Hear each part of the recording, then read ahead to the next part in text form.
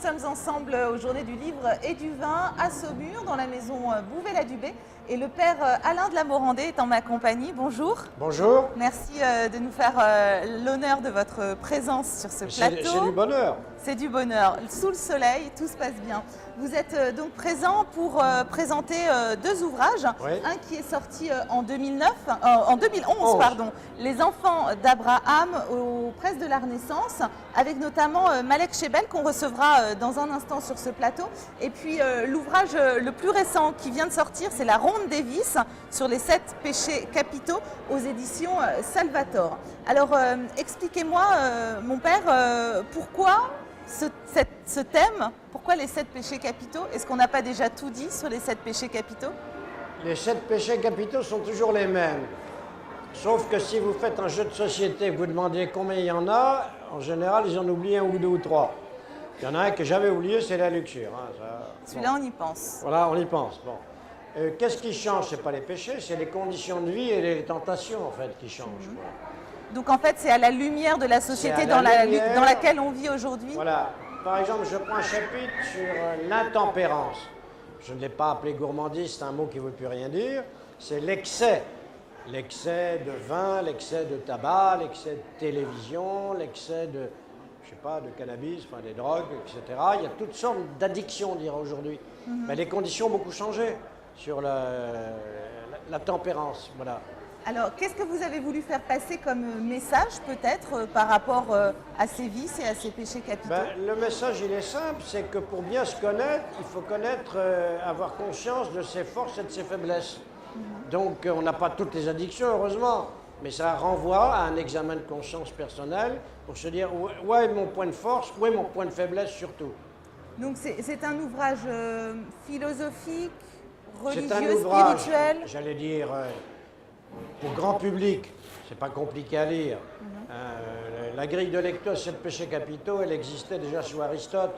Elle a continué sous le christianisme et elle est toujours la même. Ce sont les conditions de vie qui ont changé. Donc c'est une analyse des conditions de vie. Je parle par exemple le divorce, c'est 1 sur 2 maintenant. Donc ça a beaucoup changé. L'homosexualité, c'est un vrai problème aussi de réflexion et de capacité d'éthique sur ce genre de choses. Donc tout ça est revisité aux lumières de nos tentations modernes. Alors ici, nous sommes dans une maison viticole, nous sommes sur le plateau de l'AOC Bourgueil. On va dire un petit mot sur le vin. Vous êtes amateur de vin, amateur de bon vin? Moi je suis amateur bien sûr, je suis gourmet, je ne suis pas gourmand dans le sens de l'excès. Et je suis originaire du pays du Muscadet, donc je me sens voisin ici. Et puis dans la tradition catholique, le vin c'est la célébration de la messe tous les jours. Vous savez, il y avait un mot d'un cardinal célèbre au XVIIe siècle qui prenait toujours un très bon vin pour la messe et il disait avec un certain humour « Je ne voudrais pas que le bon Dieu me voie faire la grimace ». Donc il fallait du bon vin. Un mot sur l'appellation Bourgueil. Vous m'avez dit que vous connaissiez Jean Carmé, vous l'aviez rencontré? Je l'ai rencontré parce que j'étais ami d'un de ses contemporains qui est Michel Serrault. Oui. Et donc, avec Michel Serrault, un jour, on avait rencontré Jean Carmet, et que c'était deux bons vivants et deux personnages, grands acteurs, et capables de célébrer la joie de la vie. C'est pas des tristes, hein, du tout. Non, c'était pas un triste et tous les deux, d'ailleurs, croyants, dont ayant une vraie célébration de leur foi et de leur espérance.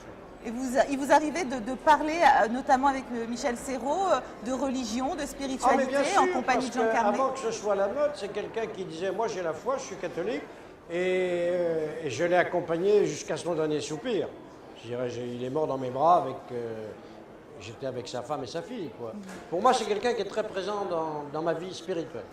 Très bien. Les morts sont des vivants. Les morts sont vivants, ils sont vivants avec nous. Merci beaucoup d'être venu nous présenter vos deux derniers ouvrages. Je rappelle Les enfants d'Abraham aux presses de la Renaissance, c'est sorti en 2011.